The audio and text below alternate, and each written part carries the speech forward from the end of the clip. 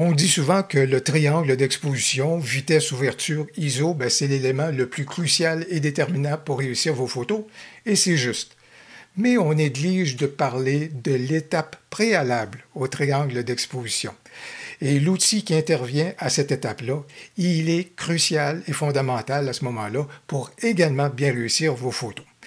Quel est l'outil en question et surtout, est-ce que l'outil a connu des avancées technologiques dans les boîtiers plus contemporains, comme c'est le cas au niveau du Canon R7?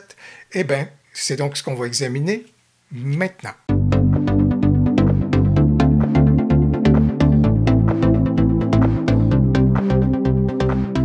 Bonjour, mon nom est Louis Lavoie, je suis l'auteur du blog et de la chaîne fairedelabellephoto.com. C'est une chaîne qui s'applique à partager avec vous des trucs, des conseils, des astuces, de même que des découvertes afin que vous puissiez progresser dans le domaine de la photo. Si vous aimez des vidéos comme celle-ci, n'hésitez donc pas à cliquer sur j'aime et surtout, n'hésitez pas à vous abonner. La notion la plus importante à comprendre au niveau de la photographie, c'est l'exposition. Qu'est-ce que l'exposition? L'exposition, c'est la quantité de lumière qui va atteindre le capteur de notre boîtier et qui va alors générer des données visuelles.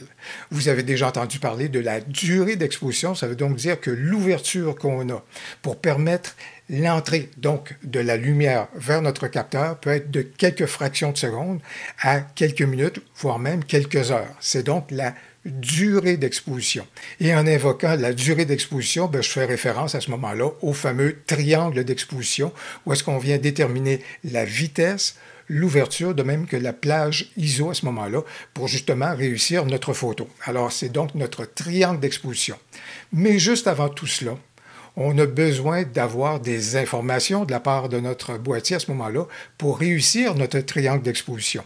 Et les données qui nous permettent de bien gérer notre triangle d'exposition nous viennent d'une fonction qui s'appelle la mesure d'exposition, qui a pour rôle d'analyser la lumière qui est disponible dans notre cadrage. La mesure d'exposition, c'est une fonction qui est disponible dans tous les boîtiers, chez tous les manufacturiers, parce qu'elle a une incidence très importante sur le rendu de votre photo. Et on accède habituellement à cette fonction via le menu rapide dans notre boîtier.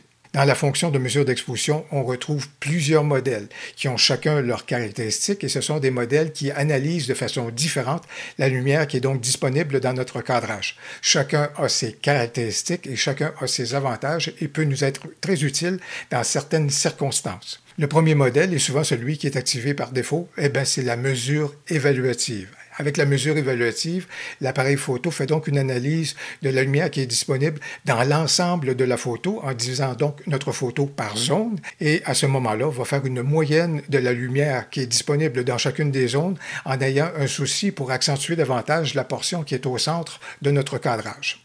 Le deuxième modèle, c'est ce qu'on appelle la mesure sélective ou encore la mesure partielle. Et dans ce cas ici, l'appareil ne va pas faire une analyse de la lumière qui est disponible dans l'ensemble de notre cadrage, mais va plutôt privilégier la lumière qui est disponible dans une zone de 20% située au centre de l'appareil. Le troisième modèle, c'est la mesure spot, c'est-à-dire que dans ce cas ici, à l'instar de la mesure partielle ou encore sélective, c'est un mode d'analyse qui va privilégier le centre de notre cadrage, mais dans ce cas ici, dans une superficie qui va être beaucoup plus restreinte. Et on va parler d'une zone qui peut aller de 2 à 5%, peut-être même à 10% dans le cas de certains modèles. C'est un mode de mesure qui peut être audacieux, qui comporte des risques lorsqu'on ne comprend pas ce mode-là et qu'on ne l'utilise pas de bonne façon, mais par contre, c'est également un mode qui peut être très intéressant et pertinent au niveau de la photo animalière ou encore au niveau de la photo d'oiseaux.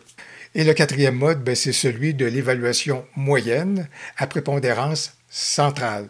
Et à l'instar un peu de la mesure évaluative, encore une fois, dans ce cas ici, l'appareil va tenir compte de la lumière qui est disponible dans l'ensemble d'une photo, mais il aura un préjugé favorable pour ce qu'on va retrouver au centre de la photo. Par contre, il y a une nuance très importante avec le mode évaluatif et je vais vous en faire la démonstration dans quelques instants. En quoi c'est important de connaître les modèles que je viens juste de vous présenter? C'est parce que selon le choix du modèle que vous allez faire, au niveau de votre triangle d'exposition, vous allez recevoir des informations qui vont diverger selon le choix du modèle et c'est plus accentué lorsqu'on a des scènes qui ont des écarts dynamiques très importants. Qu'est-ce que je veux dire par des écarts dynamiques? C'est lorsque vous retrouvez des scènes avec des hautes lumières très prononcées et des zones d'ombre ou des noirs qui sont très prononcés. Lorsqu'on a des écarts dynamiques aussi prononcés, le choix d'analyse de la lumière a certainement son importance et va certainement influencer le rendu de votre photo. Eh bien, si je prends par exemple la scène que vous avez juste là devant vous, eh bien, dans cette scène-ci, on retrouve des zones de noir, d'ombre très prononcées, donc au centre, et on retrouve également des zones de haute lumière, plus particulièrement donc à la droite. Alors, dans ce cas ici, si je m'en vais et je commence donc à me tourner vers la zone spot, et je le disais, la mesure spot, c'est une mesure qui est audacieuse parce qu'elle, à ce moment-là, analyse la lumière en fonction de 2%, de 2 à 5% au centre donc de votre cadrage. Alors, selon l'endroit où je vais positionner ma mesure spot, donc le centre de mon cadrage à ce moment-là, on obtient des résultats qui sont très différents. Alors, de temps en temps, si je m'en vais dans la zone des noirs, vous voyez comment le tout devient surexposé à ce moment-là. C'est vraiment assez démesuré. Si on s'en va dans la zone des blancs ou des hautes lumières, vous voyez donc une autre résultante complètement. Si je m'en vais dans une autre zone d'ombre, vous voyez comment la lumière devient beaucoup plus abondante à ce moment-là et ma photo devient légèrement surexposée. Alors, selon l'endroit où vous allez donc déplacer la mesure spot, vous obtenez des rendus qui sont tout à fait différents d'une fois à l'autre. Et si vous trouvez que votre appareil a des comportements inexplicables, tantôt produisant des photos qui sont complètement surexposées, d'autres fois complètement sous-exposées et qui se promènent d'une extrémité à l'autre, dites-vous que peut-être que par mégarde, vous avez activé le mode de mesure spot et c'est ce qui explique pourquoi tantôt on est surex et tantôt on est sous-exposé. Et si je me ramène dans une scène qui est plus conventionnelle, alors par exemple dans ce cas ici, au niveau de mon cadrage, on retrouve des zones de haute lumière dans le ciel et des zones d'ombre sur le bâtiment. Et vous pouvez donc voir qu'en déplaçant ma mesure spot, donc le centre de mon cadrage, j'obtiens des résultats très différents selon l'endroit où je viens positionner celui-ci. Alors vous voyez donc l'influence que ça peut donc avoir au niveau de la mesure ou du mode de mesure, l'influence qu'on peut avoir donc sur le rendu de notre photo. Chaque mode a ses caractéristiques, chaque mode a ses avantages et on peut probablement se poser la question à quel moment donné se tourner vers un mode d'analyse plutôt qu'un autre mode d'analyse. La réponse à cette question-là, ça dépend de l'analyse de la lumière que vous voulez et surtout de la présence ou non d'un écart dynamique assez prononcé entre les hautes lumières et les zones d'ombre ou les noirs. Et surtout également, un autre facteur d'analyse, c'est est-ce que le sujet que je veux photographier est influencé donc par la lumière? Est-ce que je suis en mesure de bien voir mon sujet ou encore mon sujet est par exemple sous-exposé parce que la lumière qui est ambiante à ce moment-là fait en sorte que l'appareil sous-expose mon sujet. Comme c'est le cas par exemple lorsque je veux photographier un oiseau à la surface de l'eau. La surface de l'eau, elle est très lumineuse, ce qui fait en sorte que mon oiseau, à ce moment-là, est sous-exposé.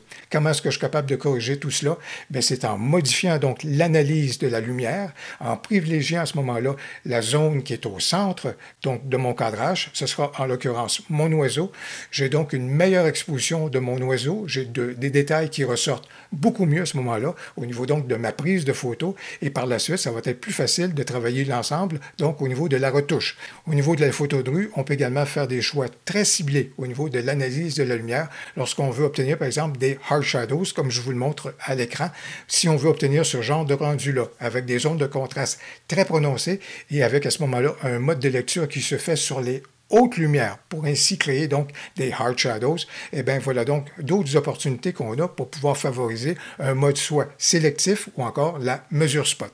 Il y a quelque chose qui confond assez souvent les gens qui font leur premier pas au niveau de la photo, parce que lorsqu'on parle de la mesure d'exposition et surtout lorsqu'on voit des pictogrammes à l'intérieur donc de notre cadrage, on confond ces informations-là avec la mise au point. Et on pense que l'appareil est en train de faire la mise au point, par exemple, à l'endroit où est-ce que serait la mesure spot. Et ce n'est pas du tout le cas. Ce sont deux éléments qui sont tout à fait distincts.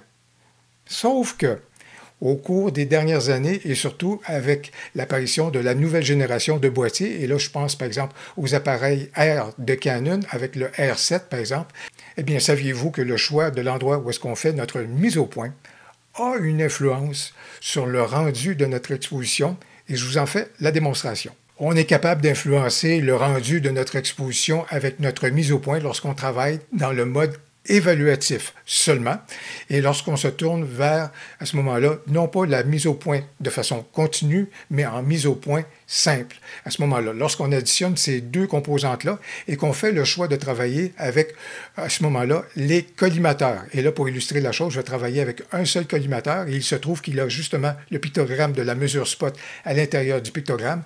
Alors, vous pouvez constater que selon l'endroit où je déplace mon collimateur, vous obtenez à ce moment-là des variantes au niveau donc de mon exposition. Des variantes qui peuvent des fois être assez prononcées si jamais on se rapproche des zones de haute lumière. Alors, pour obtenir un tel résultat ou un tel comportement, encore une fois, il faut être en mode évaluatif et travailler avec un collimateur ou encore une famille de collimateurs.